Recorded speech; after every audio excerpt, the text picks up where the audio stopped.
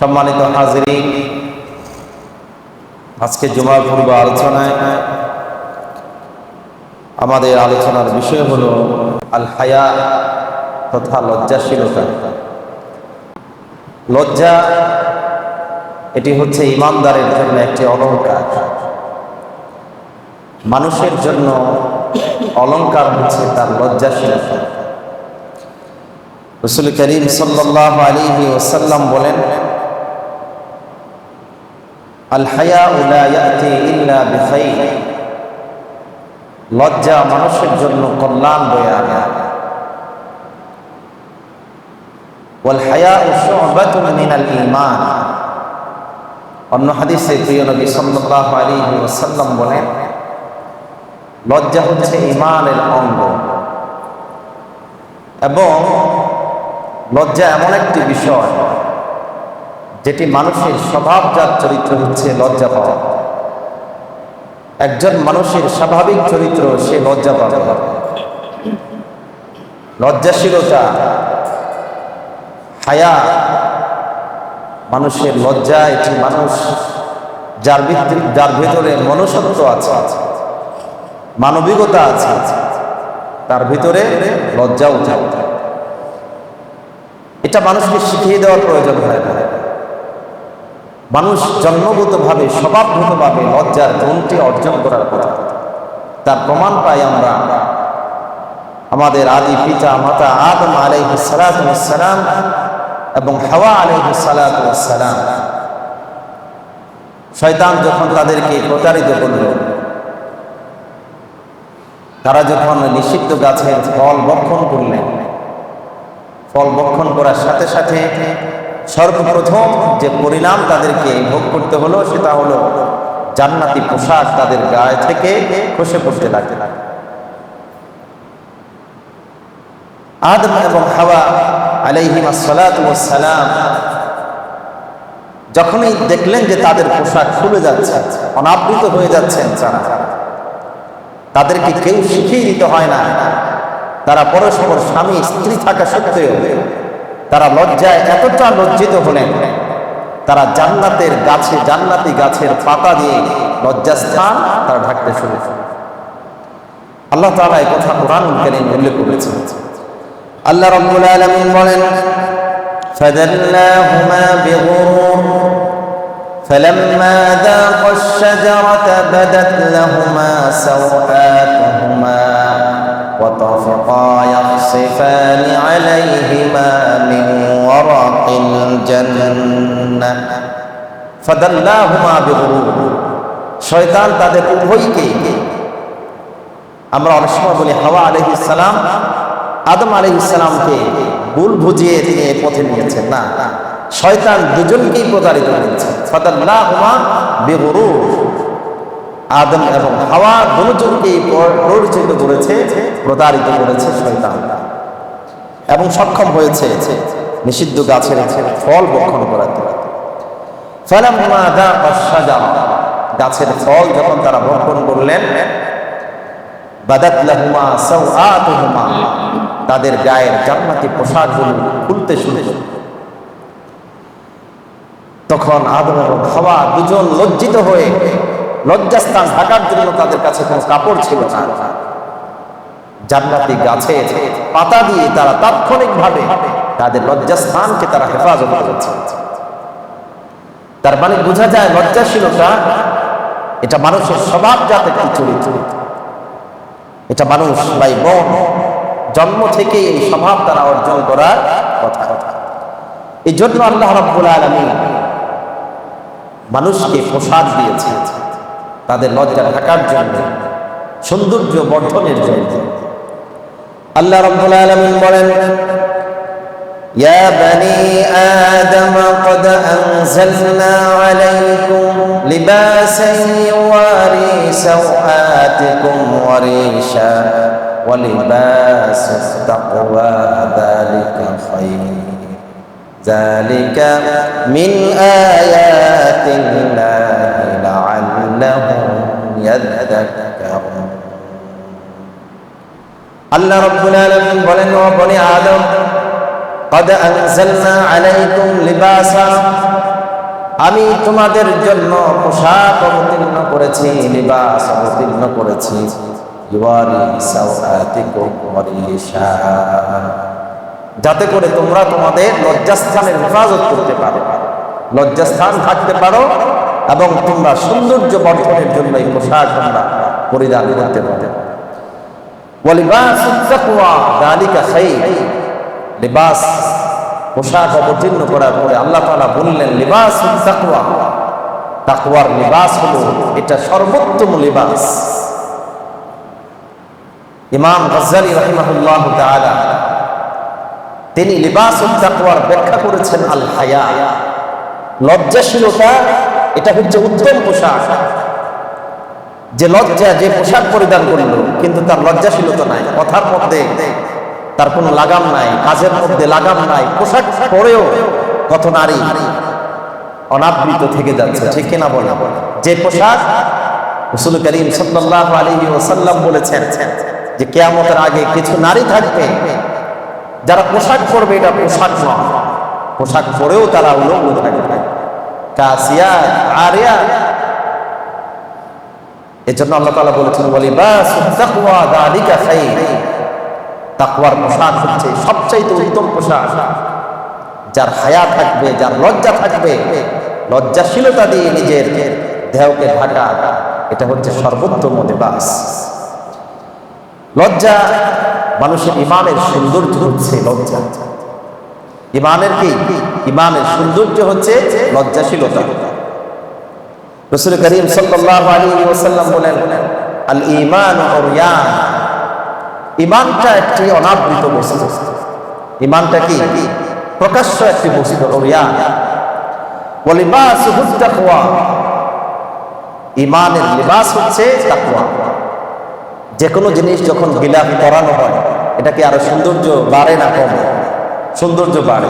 আমরা কাউকে যখন একটা গিফট দেই, গিফটে যখন একটা ভালো প্যাকেটে করে দেই অথবা এটাকে সাজিয়ে দেই, তখন গিফটটা যাই হোক এই বক্সটা দেখেই যাকে গিফট দেওয়া হয় সে খুশি হয়ে যায়।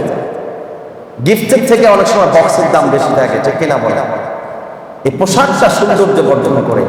রাসূল করিম সাল্লাল্লাহু আলাইহি ওয়াসাল্লাম বলছেন ঈমানের পোশাক হচ্ছে আত-তাকওয়া, যার মধ্যে তাকওয়া আছে তার ঈমানের পোশাকটা কত সুন্দর। ওয়া যিনাতুহুল হায়া, আর ঈমানের সৌন্দর্য হচ্ছে লজ্জাশীলতা। ঈমানের সৌন্দর্য কি? লজ্জাশীলতা। যার যত বেশি লজ্জা তার ঈমান তত বেশি মজবুত, তার ঈমান তত বেশি সুশোভিত, তার ঈমান তত বেশি সৌন্দর্য, তার ঈমান তত বেশি আকর্ষণ, ঠিক কিনা বলে? একজন ঈমানদার তার লজ্জাশীলতা থাকবে না, হায়া থাকবে না, এটা হতে পারে।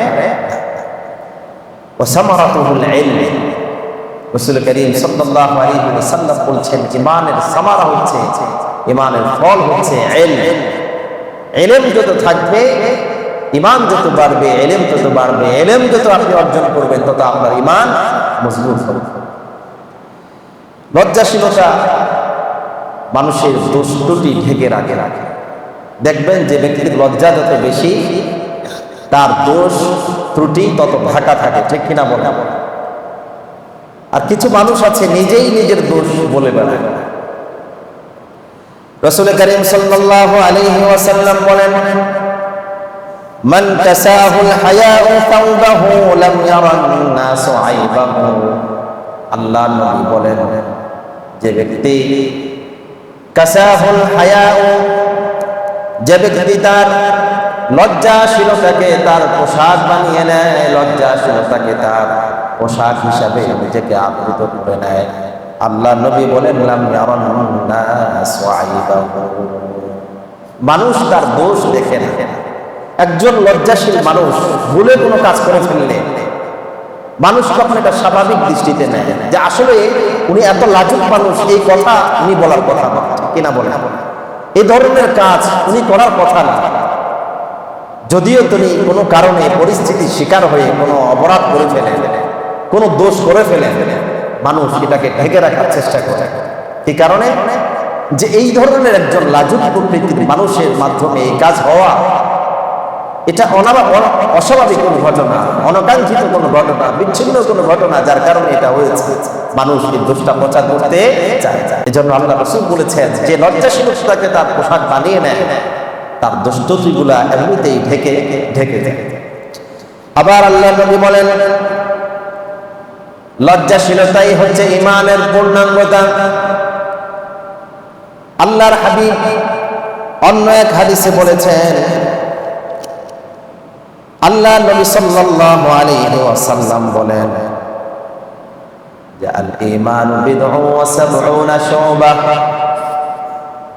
আল্লাহ নবী বলেন, ঈমানের 70টির উপরে শাখা আছে, অথবা বিদ'উ ওয়া সিত্তুনা শু'বাহ, 60টির অধিক ঈমানের শাখা আছে। সবচেয়ে সর্বোত্তম শাখা হচ্ছে কাউলু লা ইলাহা ইল্লাল্লাহ। ঈমানের সর্বোচ্চ শাখা হচ্ছে লা ইলাহা ইল্লাল্লাহ। পড়েন সবাই, লা ইলাহা ইল্লাল্লাহ, লা ইলাহা ইল্লাল্লাহ। ঈমানের সর্বোত্তম শাখা হচ্ছে কি? লা ইলাহা ইল্লাল্লাহ। এই কথার স্বীকৃতি দেওয়া, এই কালেমা উচ্চারণ করা। আর সর্বনিম্ন ঈমানের শাখা হচ্ছে ইমাতাতুল আদা আনিত তরিক, রাস্তা থেকে কষ্টদায়ক বস্তু সরিয়ে দেওয়া। এই জন্য রাস্তায় কোনো কষ্টদায়ক বস্তু দেখলে সরিয়ে দিবেন। অন্তত আমার ভিতরে ঈমানের ছিটা ফোঁটা আছে, এটাও কি বোঝা যায়। কিন্তু আমরা তো এখন রাস্তায় আরো কষ্টদায়ক বস্তু ফেলি, ঠিক কিনা বলেন? আমার বাসার যত ময়লা, বাড়ির যত ময়লা, সবকিছু রাস্তার উপর। মানুষ হাঁটতে পারে না, চলতে পারে না। আমার একটা বাইক আছে, গাড়ি আছে, আমি যে কিভাবে এটা পার্কিং করলাম, কিভাবে রাখলাম, জনগণের অসুবিধা হচ্ছে কিনা, এদিকে আমার কোনো খেয়াল নাই, ঠিক কিনা বলেন? রাস্তায় জনগণের জন্য, রাস্তা কার জন্য? জনগণের জন্য। রাস্তায় এমন কোনো কাজ করা যাবে না যাতে মানুষের অসুবিধা হয়, বরং রাস্তায় কষ্টদায়ক বস্তু দেখলে, গাছ পড়ে আছে, ডাল পড়ে আছে, কোন কষ্টদায়ক বস্তু পড়ে আছে, ময়লা পড়ে আছে, ঈমানদারের দায়িত্ব হচ্ছে সেটাকে সরিয়ে দেওয়া। কোন জিনিস যদি আমাকে রাস্তায় রাখতেই হয়, তাহলে এমন ভাবে রাখতে হবে যেমন আমি ময়লা রাখলাম, এখান থেকে পৌরসভার গাড়ি নিয়ে যাবে, সেটাকে ঢেকে রাখতে হবে, দুর্গন্ধে যাতে মানুষের কষ্ট না হয়। রাসূল কারীম সাল্লাল্লাহু আলাইহি ওয়াসাল্লাম বলছেন, আদনাহা ইমাতাতুল আদা আনিত তারিক, রাস্তা থেকে কষ্টদায়ক বস্তু সরিয়ে দেওয়া ঈমানের সর্বনিম্ন শাখা। ওয়াল হায়াউ শু'বাতুম মিনাল ঈমান, এই ঈমানের যে 70টি বা 60টি শাখা আছে, এর মধ্যে ঈমান, হায়া হচ্ছে ঈমানের একটি অঙ্গ, ঈমানের একটি শাখা। সম্মানিত ভাইরা আমার, সাহাবায়ে কেরাম বসে আছেন একদিন, এমন সময় লজ্জাশীলতার কথা আলোচনা শুরু হলো। সাহাবায়ে কেরাম বললেন, ইয়া রাসূলুল্লাহ, ইয়া হাবিবাল্লাহ, লজ্জাশীলতা তো ঈমানের অঙ্গ। আল্লাহ নবী সাল্লাল্লাহু আলাইহি ওয়াসাল্লাম সাহাবায়ে কেরামকে বললেন, বাল হুয়া দ্বীনু কুল্লুহু, যে লজ্জাশীলতা শুধু ঈমানের অংশ নয়, দ্বীনের অংশ নয়, বরং লজ্জাশীলতা হচ্ছে পূর্ণাঙ্গ দ্বীন। সুবহানাল্লাহ। লজ্জাশীলতাই হচ্ছে মানুষের ঈমানের পূর্ণাঙ্গতা, দ্বীনের পূর্ণাঙ্গতা। পূর্ণ দ্বীন হচ্ছে লজ্জাশীলতা। সুবহানাল্লাহ। সম্মানিত ভাইরা আমার, রাসূল কারীম সাল্লাল্লাহু আলাইহি ওয়াসাল্লাম বলেন, সমস্ত ধর্ম বর্ণ যা আছে মতবাদ, সমস্ত সবগুলো ধর্মে একটা বৈশিষ্ট্য আছে, একটা স্বতন্ত্রতা আছে, ঠিক কিনা বলেন? চেনা যায় এটা কোন ধর্ম, কোন কাজটা, লেভেল। সমস্ত ধর্মের একটা লেভেল আছে, চরিত্র আছে, বৈশিষ্ট্য আছে, স্বতন্ত্র বৈশিষ্ট্য আছে। ইন্না লিকুল্লি দীনিন খুলুকা, প্রত্যেকটা ধর্মের কি আছে? একটা স্বতন্ত্র বৈশিষ্ট্য আছে, লেভেল আছে, চেনার উপায় আছে। ওয়া খুলুকুল ইসলাম আল হায়া, ইসলামের স্বতন্ত্র বৈশিষ্ট্য হচ্ছে লজ্জাশীলতা। ইসলামের স্বতন্ত্র বৈশিষ্ট্য কি? লজ্জাশীলতা। দেখেন, ইসলামের এমন কোন ইবাদত নাই যেখানে লজ্জাশীলতা থাকবে, বেহায়াপনা থাকবে, এমন কিছু আছে ইসলামে। বেহায়াপনা, উলঙ্গপনা, লজ্জাশীলতা, লজ্জা নাই এমন কোন কাজ ইসলামে খুঁজে পাওয়া যায় না। এমনকি লজ্জার কোন বিষয় কোরআন এবং সুন্নাতে যেখানে উল্লেখ করা হয়েছে, সর্বোচ্চ সতর্কতার সাথে, সৌন্দর্যের সাথে লজ্জার বিষয়গুলো আল্লাহ তাআলা কোরআনে নাজিল করেছেন, হাদিসে রাসূল করিম সাল্লাল্লাহু আলাইহি ওয়াসাল্লাম এভাবে উল্লেখ করেছেন। খোলাখুলি ভাবে ইসলামে কোনো কথা বলা হয় না। অথচ অন্যান্য ধর্ম দেখে অধিকাংশ কাজে দেখা যায় সেখানে লজ্জাশীলতার কোনো বালাই নাই। আমাদের আশপাশে যে সমস্ত ধর্মের লোকেরা আছে তাদের ধর্মীয় আচার অনুষ্ঠান অনেকগুলো এমন আছে যেগুলো বেহায়াপনা এবং উলঙ্গপনার সাথে শামিল, ঠিক কিনা বলে? এগুলো দেখা, এগুলো চর্চা করা স্বাভাবিক মানুষের স্বভাবজাত চরিত্র হতে পারে না। কিন্তু ইসলাম এমন একটি সৌন্দর্য ধর্ম, এমন একটি পুত পবিত্র ধর্ম, প্রত্যেকটা ইবাদত, প্রত্যেকটা কাজ অশ্লীলতার কোনো ছোঁয়া তাতে খুঁজে পাওয়া যাবে না। সম্মানিত ভাইরা আমার, এরপরে রাসূল করিম সাল্লাল্লাহু আলাইহি ওয়াসাল্লাম বলেন, লজ্জা এবং ঈমান এই দুটি জিনিস অঙ্গাঙ্গিভাবে জড়িত, একই চরিত্রের, একই দুটা আঙ্গুল যেমন এখানে পাশাপাশি আছে, ধরুন দুটাকে একসাথে বেঁধে রাখা হয়, একটা ছুটে গেলে আরেকটা ছুটে যাবে। ঠিক ঈমান এবং লজ্জা এমন ভাবে অঙ্গাঙ্গিভাবে জড়িত, একটার সাথে আরেকটার এমন সম্পর্ক, যখন একটা থাকবে না তখন আরেকটা থাকার সুযোগ নেই। রাসূল করিম সাল্লাল্লাহু আলাইহি ওয়াসাল্লাম বলেন, ইন্নাল হায়া ওয়াল ঈমানা কুরনা জামিআ ফাইদা রুফিআ আহাদুহুমা রুফিআ আখার। আল্লাহ নবী বলেন, ঈমান এবং লজ্জাশীলতা, ঈমান এবং হায়া দুটাকে এমন ভাবে একত্রিত ভাবে, তাদের দুটার প্রকৃতি এমন ভাবে জড়িত আছে, যখন একটাকে উঠিয়ে ফেলা হয় আরেকটা এমনিতেই তার থেকে উঠে যায়। যে মানুষের মধ্যে ঈমান আছে তার মধ্যে কি আছে? লজ্জা আছে। যার থেকে লজ্জা উঠে যায় তার ভিতর থেকে ঈমানও চলে যায়। লজ্জা থাকলে ঈমান থাকবে, ঈমান থাকলে লজ্জাও থাকবে। লজ্জা উঠে গেলে ঈমান উঠে যাবে, ঈমান উঠে গেলে লজ্জাও উঠে যাবে। রাসূল করিম সাল্লাল্লাহু আলাইহি ওয়াসাল্লাম এই জন্য বলেন যে আল্লাহ রাব্বুল আলামিন এই লাজুকতা, লজ্জাশীলতাকে খুব বেশি পছন্দ করে। এমনকি যে সমস্ত ভিক্ষুক আছে যারা একেবারে ড্যাম্পেয়ার ভাবে, আনাড়ি ভাবে ভিক্ষা করে, কিছু মানুষ আছে না, দিতেই হবে, না দিলে পোশাক ধরে রাখবে, বারবার আপনাকে ডিস্টার্ব করবে, প্রয়োজনে আপনাকে রাস্তা আগলে ধরবে, অনেক সময় আছে আপনাকে খারাপ ভাষায় আপনাকে কি করবে, ট্রিট করবে, আছে না নাই কথা বলে। কিছু ভিক্ষুক আছে একবারে নাছোড়বান্দা, এই ধরনের ভিক্ষুককে আল্লাহ তাআলা অপছন্দ করেন। পক্ষান্তরে যে সমস্ত গরিব মানুষ, অসহায় মানুষ দারিদ্রতায় নিষ্পেষিত হয়ে যাচ্ছে, কিন্তু লজ্জার কারণে, লজ্জাশীলতার কারণে কারো কাছে হাত পাতে না, লজ্জায় কারো কাছে বলে না নিজের দারিদ্রতার কথা, না খেয়ে থাকবে কিন্তু মানুষের সামনে ছোট হতে চায় না। এই ধরনের লজ্জাশীল দরিদ্র অসহায় মানুষকে আল্লাহ বড় ভালোবাসেন। সুবহানাল্লাহ। কিসের কারণে? তার এই লজ্জাশীলতার কারণে, রাজকতার কারণে। এজন্য রাসূল করিম সাল্লাল্লাহু আলাইহি ওয়াসাল্লাম বলেন, ওয়া ইউহিব্বুল হাইয়াল আফীফাল মুতাআফফাফ। যে সমস্ত মানুষ লজ্জার কারণে ঘুরে বেড়ায় না, মানুষের কাছে খুঁজে না, যাকাতের ক্ষেত্রেও আল্লাহ তাআলা বলেছেন তাদেরকে খুঁজে খুঁজে যাকাত দাও, তাদেরকে খুঁজে খুঁজে সাহায্য করো। সুবহানাল্লাহ। এজন্য লজ্জাশীলতা আল্লাহর কাছে অনেক প্রিয়, ভালোবাসার একটি বস্তু। আবার আল্লাহ নবী সাল্লাল্লাহু আলাইহি ওয়াসাল্লাম বলেন, আল হায়াউ লা ইয়াতি ইল্লা বিখাইর। যে মানুষের মধ্যে লজ্জা থাকবে, লজ্জার কারণে সে অকল্যাণের মুখোমুখি হবে না, বরং যার ভিতরে লজ্জা যত বেশি থাকবে আল্লাহ তার ভিতরে কল্যাণ তত বেশি দিয়ে দিবে।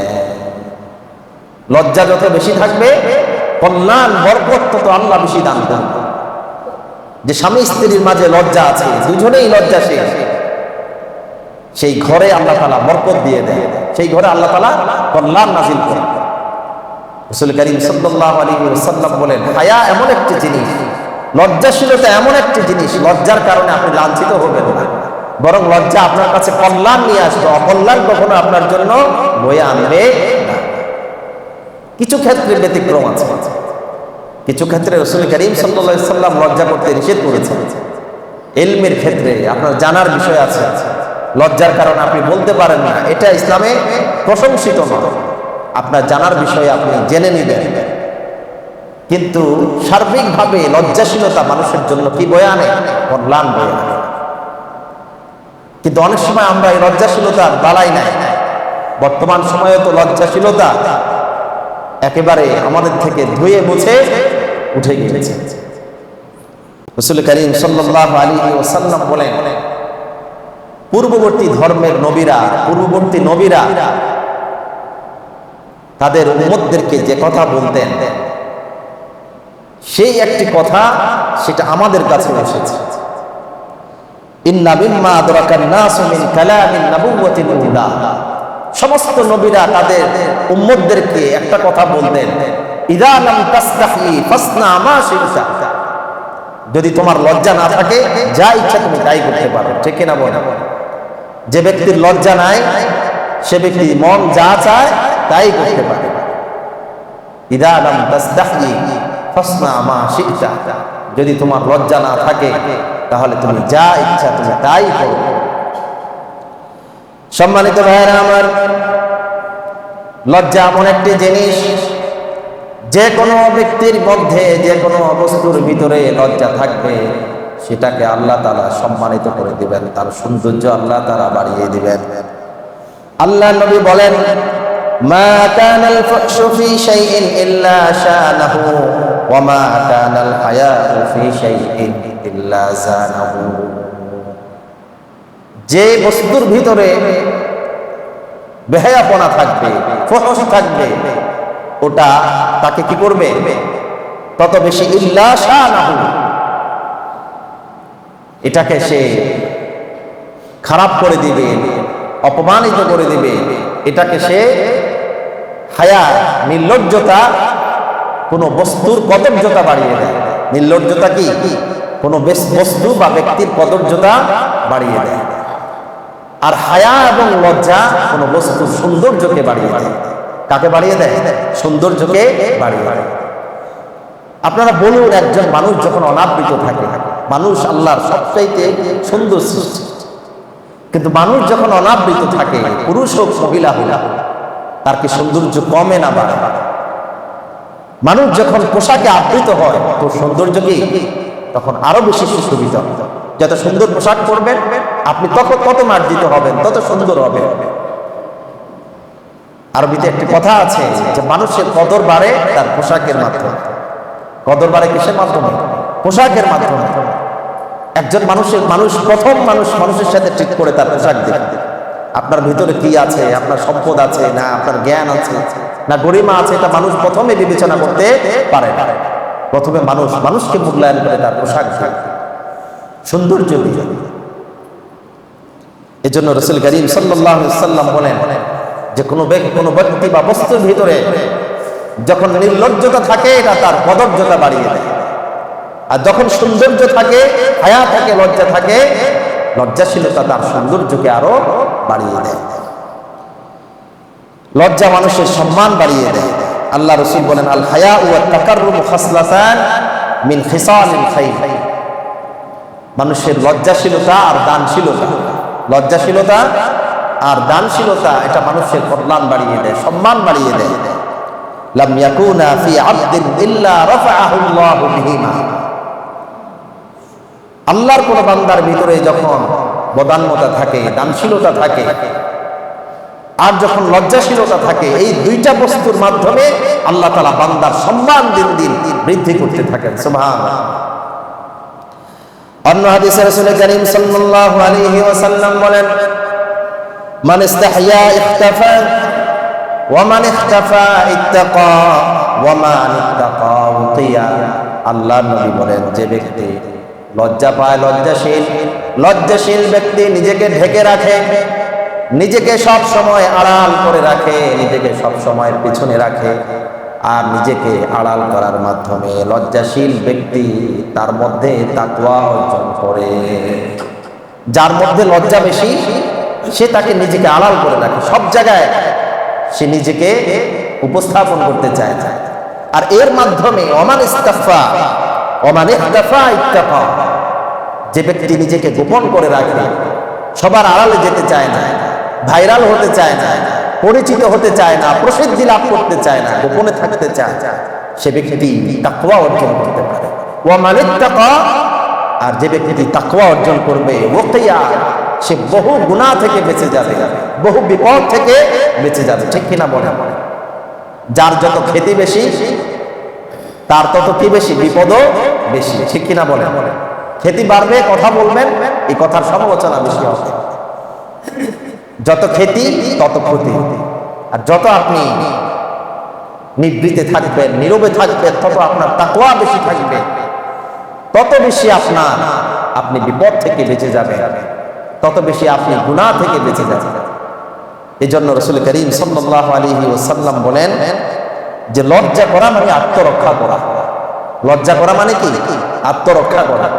লজ্জার কারণে মানুষ নিজে অনেক কথা বলেও বলে না, অনেক কাজ করেও করে না, আর না করার মাধ্যমে নিজেকে অনেক বিপদ থেকে সে বাঁচিয়েছে।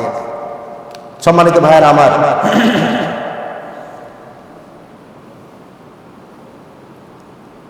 এজন্য একজন মানুষের দুর্ভাগ্যের কারণ হিসেবে ফুদাইল ইবনে ইয়াস রাহিমাহুল্লাহু তাআলা তিনি বলেন, একজন মানুষের দুর্ভাগ্যের কারণ বা দুর্ভাগ্য, একজন মানুষ যে দুর্ভাগা, এটা চেনার উপায় হচ্ছে পাঁচটি। তার মধ্যে একটা হচ্ছে আল কাসওয়াতু ফিল কুলুব। আল কাসওয়াতু ফিল কুলুব, দুর্ভাগা মানুষের একটি আলামত হচ্ছে তার অন্তরটা কঠিন হয়ে যাওয়া, হৃদয়টা পাথর হয়ে যাওয়া। ঠিক কিনা বলে? কিছু মানুষ আছে, তাদের আসলে হৃদয় আছে কিনা, মন বলতে কিছু আছে কিনা, এটা বোঝা যায় না। কর্মকাণ্ড এটা কি বোঝা যায় না। এত কঠিন পাষাণ হৃদয়ের মানুষ, নিজের স্বার্থ ছাড়া এমন ভাবে মানুষ খারাপ কাজ করতে করতে, জুলুম করতে করতে হৃদয়টা এত বেশি পাষাণ হয়ে যায় যে মানুষের অধিকার, মানুষের কান্না, মানুষের বঞ্চনা, মানুষের কোনো কিছুই তার মনকে গলাতে সক্ষম হয় না। এই যে গত কয়েকদিনের ঘটনা, দীর্ঘদিনের নিজের বন্ধু, আপনারা দেখেছেন সংবাদে, নিজের বন্ধু এমপিকে হত্যা করেছে। এবং তার বর্ণনায় গোয়েন্দা বিভাগের প্রধান তিনি বর্ণনা দিচ্ছেন, তার লাশকে গুম করার জন্য নিজের আপন বন্ধু এমন ভাবে টুকরো টুকরো করে সেটাকে আবার বিভিন্ন জায়গায় পৌঁছিয়ে দেওয়ার জন্য, যাতে মানুষ বুঝতে না পারে, মাংসের সাথে আবার হলুদ মিশ্রিত, মশলা মিশ্রিত হচ্ছে। আচ্ছা, একটা মানুষ তার হৃদয়ে যদি, সে যদি মানুষ হয়ে থাকে, এই কাজ কেমন করতে পারে? মনে তার ভিতরে কি কোনো হৃদয় আছে, কলিজা আছে, তার ভিতরে মন আছে? মানুষ এতটা পাষাণ হলে এই ধরনের কঠিন কাজ করতে পারে। ঠিক কিনা বলে? তাহলে এই ব্যক্তি বোঝা যায় দুর্ভাগা একজন মানুষ। আসলে কি সে যে কাজ করতে গিয়েছে সে কি পারবে? আর পার পাওয়ার সুযোগ আছে? আর পার পাওয়ার সুযোগ নাই। এটা হলো আল কাসওয়াতু ফিল কলব। মানুষ যখন খারাপ হয়ে যায়, নষ্ট হয়ে যায়, সর্বশেষ পর্যায়ে পৌঁছে যায়, মানুষের হৃদয়টা এমন কঠিন হয়ে যায়। আল্লাহ তাআলা কোরআন বলেছেন, এই জন্য পাথর, যেটা পাথর সেটাও পর্যন্ত আল্লাহর ভয়ে কাঁদে। মানুষের দুর্ভাগা মানুষের আরেকটি চরিত্র হলো, মানুষের চোখগুলো পাথর হয়ে যায়, ওই চোখ দিয়ে কখনো পানি ঝরে না, কখনো হাত তুললে আমাদের কান্না আসে। একই পাশে বসে একজন মানুষ দেখবে যে অঝর দ্বারা কাছে তার রবের কাছে, আল্লাহর কথাগুলো শুনে, কোরআনের বাণী শুনে কিছু মানুষের চোখের পানি ঝরে, আর কিছু মানুষ যতই সে হাত তুলুক, যতই চেষ্টা করুক, চোখের পানি তার আসে। জুহুদুল আইন, মানুষের চোখগুলো যখন একেবারে পাথর হয়ে যায়, চোখ থেকে যখন পানি পড়ে না, বুঝতে হবে এই ব্যক্তি ভাগ্য নষ্ট হয়ে গেছে, দুর্ভাগা, এর মতো দুর্ভাগা আর কেউ নাই। কেননা চোখের পানির মূল্য আল্লাহ তাআলার কাছে এত বেশি, এক ফোঁটা চোখের পানি জমিনে পড়ার আগে আল্লাহ তাআলা বান্দার সকল গুনাহ মাফ করে দেন। সুবহানাল্লাহ। একজন হতভাগ্য মানুষের আরেকটি চরিত্র হচ্ছে খিল্লাতুল হায়া। ওই ব্যক্তির মধ্যে লজ্জাশীলতা কমে যায়। লজ্জাশীলতা কমে যাওয়ার কারণে সে কি বলে আর সে কি করে এটা সে নিজেও বুঝে না। কোনো কাজ করতে তার দ্বিধা নেই, কোনো কথা বলতে তার কোনো দ্বিধা নেই। তার মানে এই ব্যক্তি দুর্ভাগা, হতভাগা, যার ভিতরে লজ্জা নাই, লজ্জাশীলতা নাই, হায়া বলতে কিছু নাই, ওই ব্যক্তির মতো দুর্ভাগা আর কেউ হতে পারে না। 4 নম্বর হচ্ছে আর রগবাতু ফিদ দুনিয়া। এটি হতভাগ্য মানুষের আরেকটি চরিত্র হচ্ছে দুনিয়ার প্রতি চরম ভাবে তারা আকৃষ্ট হয়ে যায়। দুনিয়া দুনিয়া করতে করতে এমন একটা অবস্থায় পৌঁছে যায় যে মানুষ আর হিতে হিত কোনো কিছু বাজ বিচার করে না।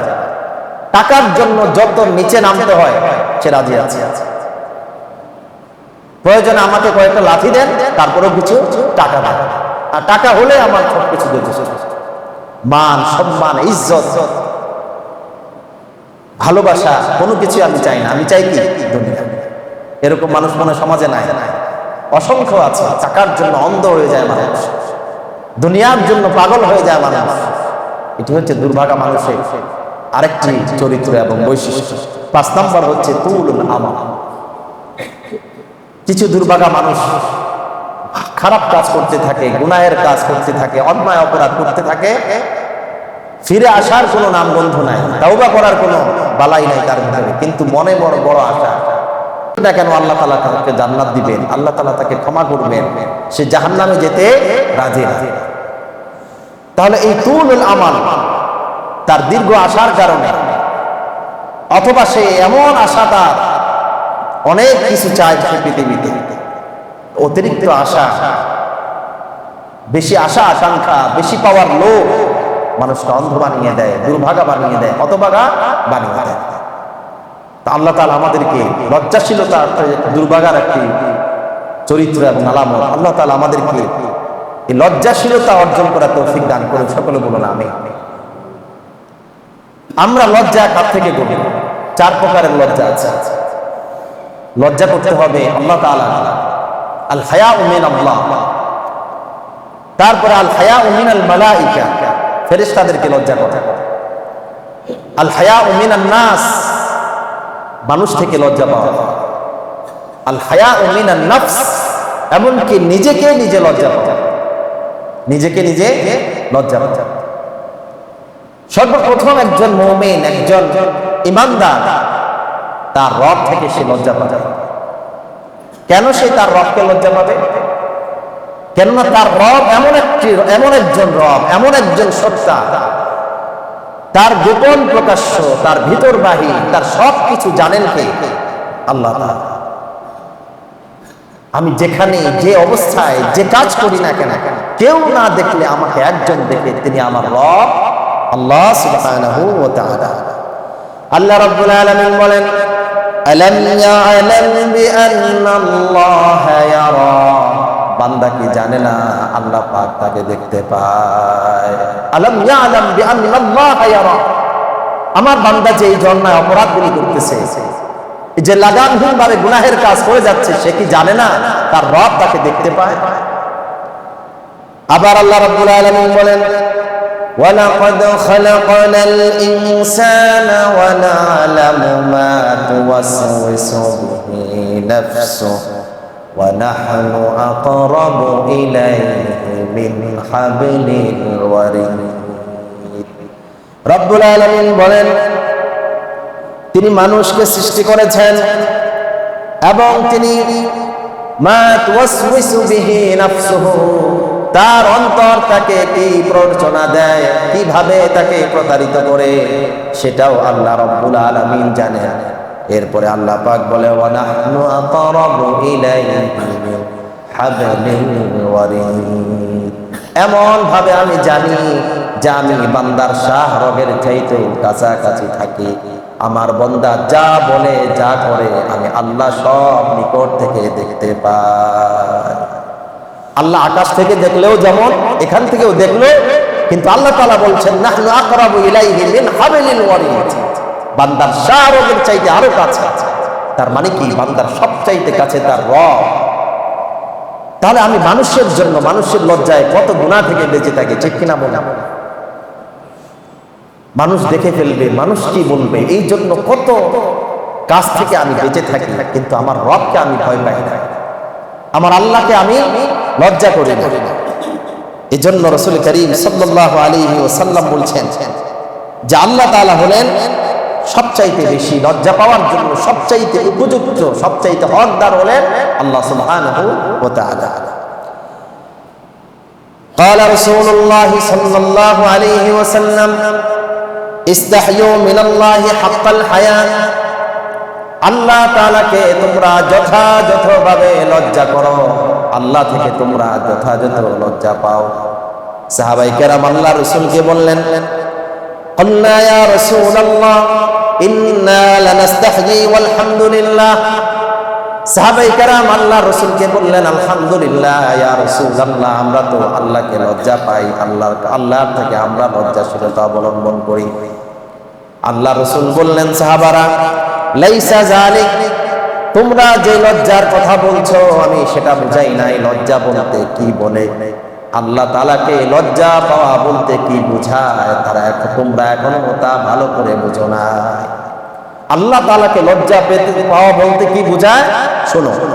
আল্লাহ রাসূল বলেন ওয়ালাকিন্নাল ইস্তিহয়া মিনাল্লাহি হাক্কাল হায়া আন তাহফাযার রাসা ওয়া মা ওয়া, আল্লাহকে লজ্জা পাওয়া বলতে বুঝায় তোমার মাথা এবং মাথা সংশ্লিষ্ট যা আছে তা থেকে, আল্লাহ থেকে তোমরা লজ্জা পাও। অর্থাৎ তোমার মাথা দিয়ে চিন্তা চেতনা এবং তোমার মাথার মধ্যে চোখ আছে, মুখ আছে, যা কিছু আছে মাথার চতুর্পাশে সব কিছু থেকে আল্লাহ নাফরমানি করা থেকে তোমরা নিজেকে রক্ষা করো, গুনাহ থেকে বেঁচে থাকো। এটা হলো এক নাম্বার অর্থ। এরপর আল্লাহ নবী বলেন ওয়া তাহফাযাল বাতানা ওয়া মা হাওয়া, পেট এবং পেটের আশপাশে পেটের সংশ্লিষ্ট যে সমস্ত অঙ্গ প্রত্যঙ্গ আছে সেগুলো থেকেও আল্লাহর গুনাহ থেকে তোমরা বাঁচো। এটা হচ্ছে আল্লাহকে ভয় পাওয়া, আল্লাহকে লজ্জা পাওয়ার দুই নাম্বার অর্থ। ওয়া তাতাযাক্কারুল মাউতা ওয়াল বালা, তুমি যে মরে যাবে, মরার পরে পচে যাবে, গলে যাবে, মাটির সাথে মিশে যাবে, এই কথার চিন্তা তুমি করো যে আমি একজন মানুষ, আমার কিসের অহংকার, কিসের এত বাহাদুরি, আমি তো একদিন মরে যাব, গলে যাব, পচে যাব। এটা যদি তুমি চিন্তা করো। চার নাম্বার হচ্ছে ওয়ামান আরাদাল আখিরাতা তারাকা জিনাতাদ দুনিয়া, যেই ব্যক্তি পরকাল চায়, পরকাল নিয়ে চিন্তা করে, দুনিয়ার সে ভালোবাসা, দুনিয়ার সে সৌন্দর্যতাকে সে ছেড়ে দেয়, এই চারটা কাজ আল্লাহর যে বান্দা করতে পারবে সেই তার রব আল্লাহ সুবহানাহু ওয়া তাআলাকে যথাযথভাবে লজ্জা পেল। সুবহানাল্লাহ। তার মানে আমার গোটা অঙ্গ প্রত্যঙ্গ, মাথা সংশ্লিষ্ট, পেটের সংশ্লিষ্ট যা আছে, তার মানে আমার গোটা অঙ্গ প্রত্যঙ্গ দিয়ে কোনো ধরনের গুনাহ করা যাবে না। আমি যে মরে যাব, পচে যাব, গলে যাব, এই চিন্তা আমার ভিতরে কাজ করতে হবে। আর আল্লাহর যে বান্দা পরকালের চিন্তায় দুনিয়ার সৌন্দর্যকে ত্যাগ করবে, সে আল্লাহকে যথাযথভাবে কি করলো, লজ্জা পাবে। তাহলে এক নাম্বার হচ্ছে আল্লাহ তাআলাকে লজ্জা পাওয়া। দুই নাম্বার ফেরেশতাদেরকে লজ্জা পাওয়া। একজন মানুষ, আমরা যখন কোনো মানুষ থাকে না তখন তার সাথে কে থাকে? আল্লাহ তাআলার রহমতের ফেরেশতারা থাকে। কিরামান কাতিবিন ইয়ালামুনা মা তাফআলুন, কিরামান কাতিবিন, এই সম্মানিত ফেরেশতাগণ যা কিছু তোমরা করো সব কিছু জানে। শুধু জানে না, সবকিছু কি করে? তারা রেকর্ড করে। তাহলে দুনিয়ার কেউ না দেখলে ফেরেশতারা তো আমাকে দেখছে, ঠিক কিনা বলে? এই জন্য ফেরেশতাদেরকে লজ্জা পাওয়া। 3 নাম্বার হচ্ছে মানুষকে লজ্জা পাওয়া। একজন মানুষ আছে, এই মানুষকে লজ্জা পাওয়া উচিত। রাসূল করিম সাল্লাল্লাহু আলাইহি ওয়াসাল্লাম একজন সাহাবী প্রকাশ্যে গোসল করছেন, সবার সামনে কি করতেছেন? গোসল করতেছেন অনাবৃত হয়ে, পোশাক খুলে। এটা রাসূল করিম সাল্লাল্লাহু আলাইহি ওয়াসাল্লামের কাছে পছন্দ হয় না। এটা লজ্জাশীলতা, তার কাছে এটা লজ্জার বাইরে, এটা দোষের কাজ। আবার আল্লাহ রাসূল সাল্লাল্লাহু আলাইহি ওয়াসাল্লাম তিনি মানুষকে কতটা লজ্জা পেলেন। একজন ব্যক্তি কোনো অপরাধের কাজ করেছে অথবা কোনো অপছন্দনীয় কাজ করেছে, কাকে ব্যক্তিগতভাবে নাম উল্লেখ করে ঠিক করা, এটাও আল্লাহ রাসূল কি করতেন না? লজ্জার কারণে এই কাজও তিনি করতেন না। সাহাবীকে দেখলেন প্রকাশ্যে গোসল করছে, আল্লাহ রাসূল সাল্লাল্লাহু আলাইহি ওয়াসাল্লাম মিম্বরে দাঁড়িয়ে বলেন, এটা বলেন নাই যে অমুক ব্যক্তির কি হলো, সবার সামনে গোসল করলো কেন? আল্লাহর নবী সবাইকে বললেন, তোমাদের কি হলো, অমুক গোত্রের কি হলো, অমুক জাতির কি হলো, এলাকার মানুষগুলোর কি হলো, যে তারা গোসল করার সময় তারা পর্দা ব্যবহার করে না, ঢেকে দেয় না, সবার সামনে কেন তারা গোসল করে? এইভাবে আল্লাহ রাসূল সাহাবায়ে কেরামদেরকে সতর্ক করে দিলেন। প্রকাশ্যে গোসল করা এটাও আল্লাহ রাসূল তার কাছে ভালো লাগে না, এটা লজ্জাশীলতা পরিচয় হয় নাই। আবার তাকে সরাসরি নাম ধরে বলবেন, মানুষের সামনে অপমানিত করবেন, এটাও আল্লাহ রাসূল করেন। এটা হচ্ছে মানুষকে লজ্জা দেওয়া। তারপরে 4 নাম্বার হচ্ছে নিজেকে লজ্জা দেওয়া। একজন মানুষ যখন গুনাহ করে মনে মনে এই ধারণা করবে যে কেউ না কেউ আমাকে দেখছে, অন্তত আমিও তো আমার কি অপরাধের সাক্ষী হয়ে আছি, আমি আমার অপরাধের সাক্ষী হয়ে আছি। শুধু আমি নয়, আল্লাহ তাআলা কোরআনুল কারীমে বলছেন, আমার এই গায়ের চামড়া আমার বিরুদ্ধে কিয়ামতের দিন সাক্ষী দিবে, ঠিক কিনা বলেন? তাহলে আমি যে গুনাহ করছি সাক্ষীকে আমি নিজে। আল্লাহ তাআলা সেদিন আমার মুখ বন্ধ করে দিবেন, আমার চামড়া কথা বলবে, আমার হাত পা সবকিছু আমার বিরুদ্ধে সাক্ষী দিবে। তাহলে আমার তো সর্বপ্রথম আমার নিজেকেই লজ্জা পাওয়া উচিত। আল্লাহ তাআলা আমাদেরকে লজ্জাশীলতা, এই ভূষণ লজ্জাশীলতার এই চরিত্র আমাদেরকে ধারণ করার তৌফিক দান করুন, সকলে বলুন আমিন। এই জন্য আমরা অনেক কাজ করি যেগুলো লজ্জাশীলতার পরিচয় পাওয়া যায় না। অনেক যুবক ভাইরা আছে এই বয়সে অনেক ছোট ছোট প্যান্ট পরে আমরা অনেক সময় বাড়ি থেকে বের হয়ে যাই, দোকানে চলে যাই, রাস্তাঘাটে হাঁটাহাঁটি করে। এটা আধুনিকতা হতে পারে, কিন্তু লজ্জাশীলতার পরিচয় হতে পারে না। গোসলের সময় আমাদেরকে অবশ্যই কাপড় পরিধান করে গোসল করতে হবে। কেউ না দেখলেও ফেরেশতা আছে, আল্লাহ তো দেখছেন, ঠিক কিনা বলে? এই জন্য যে কোনো কাজে আমরা লজ্জাশীলতা অবলম্বন করবো। আমাদের কথা এবং কাজ সর্বক্ষেত্রে আল্লাহ তাআলা আমাদেরকে হায়া, এটা আমাদেরকে অর্জন করার তৌফিক দান করুন, সকলে বলুন আমিন। ওয়া মা তাওফীকি ইল্লা বিল্লাহ। আসসালামু আলাইকুম ওয়া রাহমাতুল্লাহি ওয়া বারাকাতুহু।